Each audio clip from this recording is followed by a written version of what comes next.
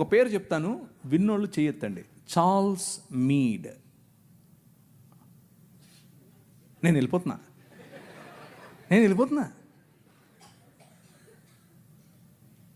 మీరందరూ జాకెట్లు వేసుకోవడానికి కారణం ఆయనే.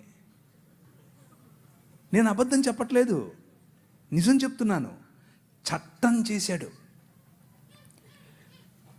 అక్కడ లండన్ హౌస్ ఆఫ్ కామన్స్లోకి వెళ్ళి కొట్లాడాడు.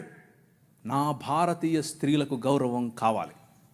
తెల్లడే బయట నుంచి వచ్చాడు. అందుకనే వాళ్ళను గర్వంగా మా తల్లిదండ్రులు అనేది, నేను ఊరికి అన్ను గర్వంగా అనేది.